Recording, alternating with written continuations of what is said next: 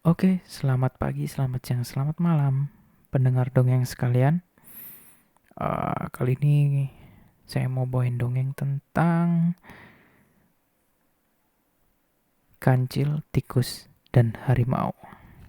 Oke, legend banget ya kancil ini dari dulu.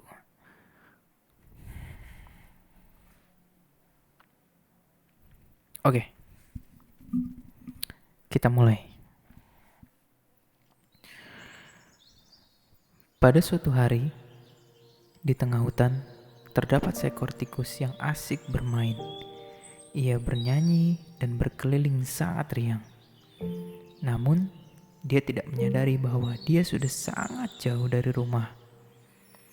Lalu, karena menyadari sudah sangat jauh, ia ingin kembali pulang ke rumah. Namun, malah tersesat di tengah hutan. Ketika ia dalam keadaan bingung mencari jalan pulang, ia malah terjebak di sarang harimau. Ia menyaksikan harimau yang sedang tertidur. Lalu, tikus pun ketakutan dan akhirnya dia berlari. Karena dia berlari dengan sangat panik, akhirnya dia gak sengaja menginjak kaki harimau.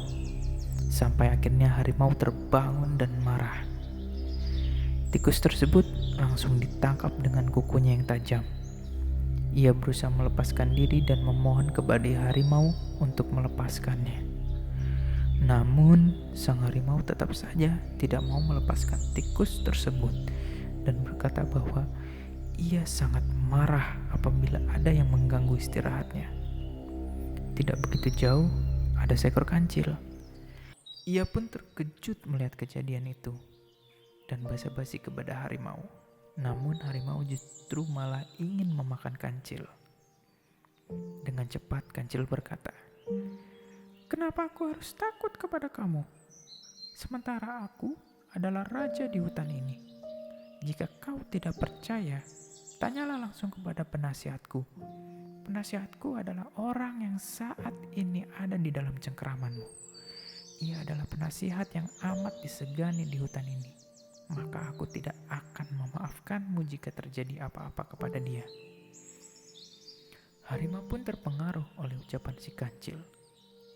Harimau kemudian bertanya kepada tikus tentang kebenaran apa yang dikatakan oleh kancil.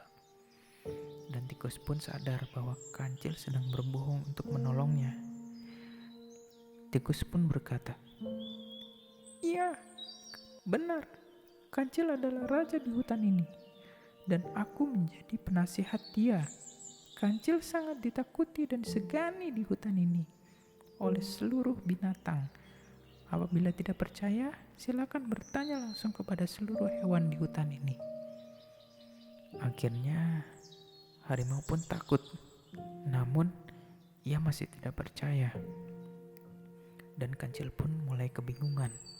Bagaimana cara untuk membuktikan kekuatannya kepada harimau? Akhirnya ia berusaha tenang dengan kepandaiannya sekalipun ia sesungguhnya masih merasa takut. Kancil pun berkata bahwa ia baru saja mengalahkan harimau sebesar harimau tersebut. Dan itu membuat harimau merasa takut. Ia pun meminta kancil untuk membuktikan perkataannya bahwa kepala harimau yang dia habisi masih ada di dalam sumur di pinggir sungai. Akhirnya kancil membawa harimau ke sumur yang gelap dan dalam di pinggir sungai. "Coba kamu lihat ke dalam sumur tersebut," kata kancil. Di dalam sumur tersebut ada kepala harimau yang baru saja aku kalahkan. Alhasil, harimau pun akhirnya mengintip. Dan ternyata benar saja ada kepala harimau di dalam sumur tersebut. Tanpa banyak bicara, harimau pun akhirnya terbirit-birit melarikan diri karena merasa takut terhadap kancil.